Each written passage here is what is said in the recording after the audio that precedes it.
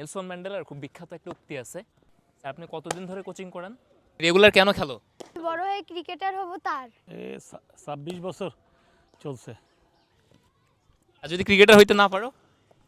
আল্লাহ ভরসা, আল্লাহর কাছেই একটা দোয়া। বাংলাদেশ টিম খেলা হলে সেখানে যেন যশোরে একটা দুটো প্লেয়ার যেন থাকেই, এই চেষ্টায়।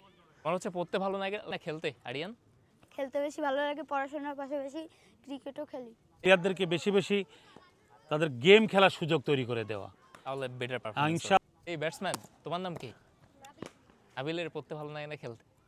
2 বছর লিগ নাই। মেইনলি যশোরের লিমিটেশন হলো লিগ। লিগটা হচ্ছে প্লেয়ারদের সবচেয়ে ফোকাসের জায়গা।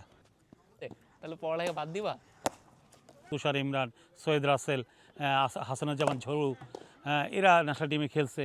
তারপর জামাল বাবু, এরা অনেকেই খেলছে। তোমার কি প্লেয়ার হওয়ার ইচ্ছা বড় হয়ে?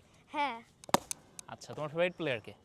আমার ফেভারিট প্লেয়ার হচ্ছে তানজিদ হাসান তামিম। যশোর থেকে ন্যাশনাল টিমে অনেক ভালো ভালো প্লেয়ার যাবে, তার মধ্যে যেমন আন্ডার-19 ক্যাপ্টেন ছিল আমাদের তামিম। খেললে কি মাথা ঠান্ডা থাকে? আমি ঠিক জানি না। স্যার, এমনিতে তো সাধারণ মানুষজনেরও মাঝে মধ্যে খেলাধুলা করা দরকার। এই বলটা ছক্কা মারো দেখি। খুবই প্রয়োজন মাঠে আসে প্রত্যেকটা মানুষের, ছেলে হোক মেয়ে হোক উভয়। Sport has the power to change the world. It has the power to unite people. It has the power to inspire. তো আপনি যদি ইন্সপায়ার থাকতে চান, মানুষজনকে ইউনাইট করতে চান, পৃথিবীকে চেঞ্জ করে দিতে চান, আপনার স্পোর্টসের সাথে ভালো সম্পর্ক থাকাটা দরকার।